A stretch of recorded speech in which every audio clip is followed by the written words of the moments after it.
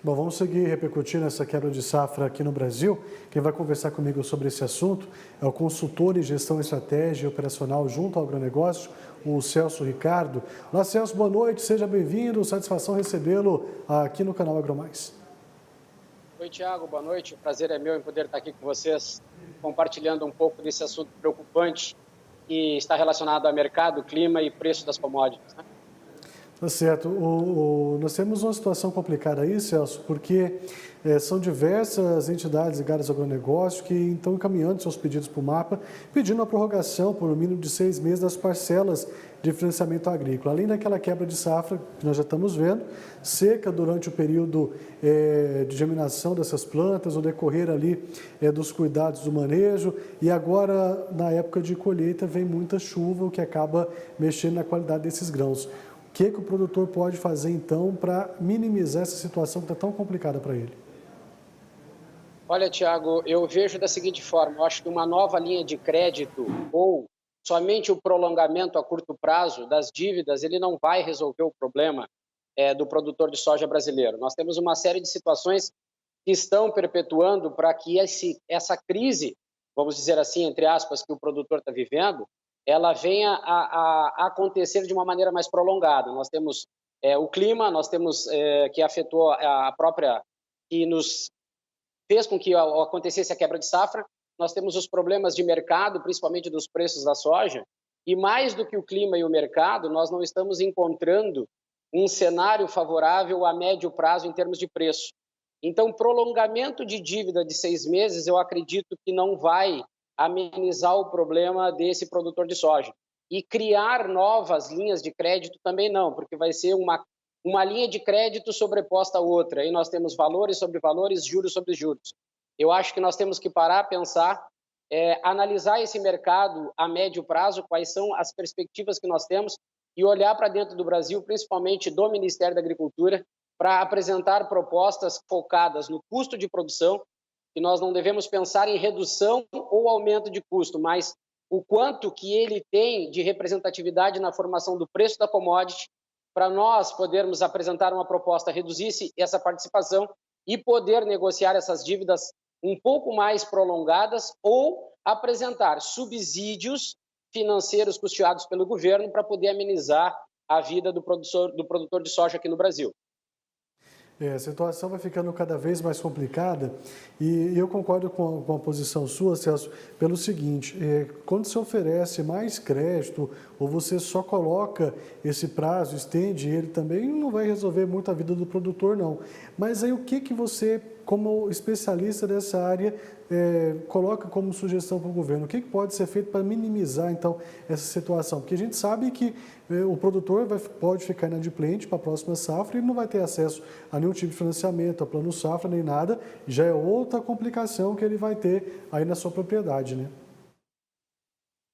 Tiago, tu sabe que o único projeto que nós temos no Brasil hoje de securitização para tratar o problema do endividamento do produtor rural foi apresentado por mim. Esse projeto já teria uma grande perspectiva de amenizar um pouco o problema do endividamento do produtor rural.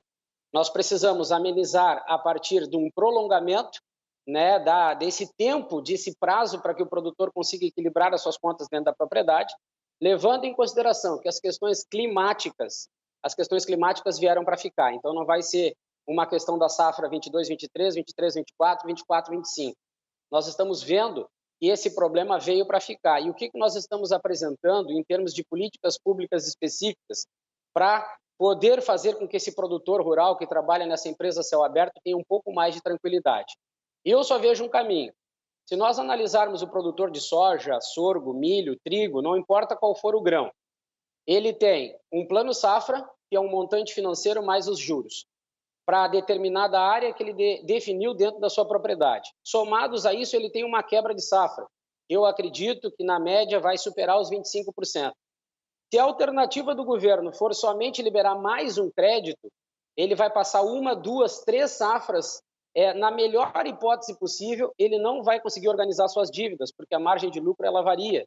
Nós estamos falando de um custo de produção com uma representatividade muito forte no preço de uma commodity, que é o mercado que define.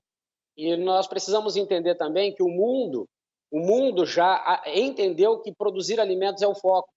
Então, nós temos uma maior oferta de produtos no mercado e a tendência, a partir de uma sazonalidade que nós tivemos da China nos últimos anos, que foi um país que apareceu no mercado com muita força, muito poder, e hoje ela está equilibrada em termos de necessidade de grãos.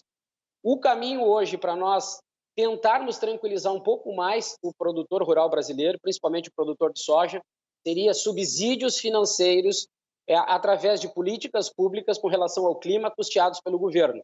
Eu não vejo de uma outra forma a gente conseguir não somente resolver o problema imediato, mas propor a esse produtor rural uma estabilidade em termos de produção e comercialização para que ele consiga, né, também atingir um equilíbrio financeiro dentro da sua propriedade rural. Ô Celso, agora tem uma questão interessante também que eu gostaria que você falasse para a gente, é sobre essa questão da soja a nível mundial. Tem muito tempo que o preço por aqui não sobe e isso também preocupa muito o produtor. E o pior de tudo isso para o produtor brasileiro é a falta de armazenamento, que não tem como você guardar essa soja para comercializar quando o preço estiver melhor. Aqui é meio que imediato, né? Até mesmo que o produtor precisa vender para tirar aí esse dinheiro e custear a sua safra. Como é que fica diante desse cenário mundial totalmente volátil, hein?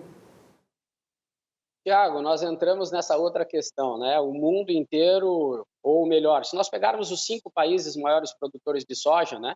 Que é o Brasil, Estados Unidos, Argentina, China e Índia, nós já podemos ver um aumento de produção nesses países a partir até de uma maior área destinada para essa produção. Se nós pararmos para analisar hoje, nós temos uma necessidade, o nosso produtor tem uma necessidade de uma produção, até porque ele tem dívidas passadas para poder quitar, então ele está produzindo, buscando o plano safra para poder quitar dívidas passadas também. A gente criou um certo cenário muito positivo com a soja nos últimos anos, entendendo até que o nosso produtor já tinha chegado num nível de capitalização muito grande, e ainda não é real, porque nós íamos acumulando cenários negativos que não vai ser com 2, 3 safras que nós íamos conseguir estabilizar. E hoje nós pensarmos, como aqui no Brasil, eu não concordo com esse pensamento de grande representatividade no PIB, sem margem de lucro, ou ter uma lucratividade interessante, eu acho que o produtor tem situações complicadas. A redução da representatividade no custo de produção hoje viria até pela importação de insumos em geral, com uma tributação zerada, que nem nós fizemos com os alimentos que prejudicam o produtor rural brasileiro. Nós importamos alimentos com tributação zero e nós não estamos dando a esse produtor condições para que ele possa também importar insumos, implementos, maquinários com tributação zero para tentar equilibrar esse custo que é prejudicial pela representatividade no preço e pelo comando do preço pelo mercado. E a questão dos armazenamentos, isso entra numa questão de política pública também.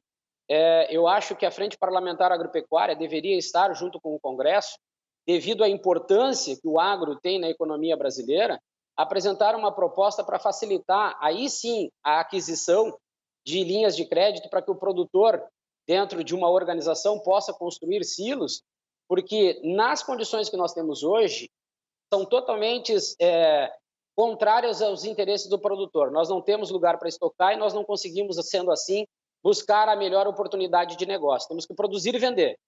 Se nós também não nos preocuparmos em oferecer condições para melhorar as condições de armazenagem, nós vamos viver com esse problema sério e crítico que está causando percas no campo, e eu acompanhei isso pelo Mato Grosso do Sul, São Paulo, o quanto nós estávamos perdendo por estar armazenando grãos da maneira errada. Eu acredito que esse seja um dos maiores gargalos hoje aí dos nossos produtores, né? Falta de armazenamento, principalmente de incentivos para que possa investir nisso. Aí depois a gente consegue elencar também o seguro rural, que é um dos produtos mais caros aí para os nossos produtores. A situação não é nada fácil e claro que nós vamos seguir acompanhando isso. Celso, quero agradecer muito a sua participação aqui com a gente, muito bom falar com você. Tem uma visão aí um pouco diferente do que os nossos produtores podem fazer, a dica foi dada e a gente espera aqui para uma próxima oportunidade. Mais uma vez, muito obrigado, ótima noite, até uma próxima, viu? Obrigado, Tiago. Um abraço para todos aí, estou à disposição tua e do programa quando precisar.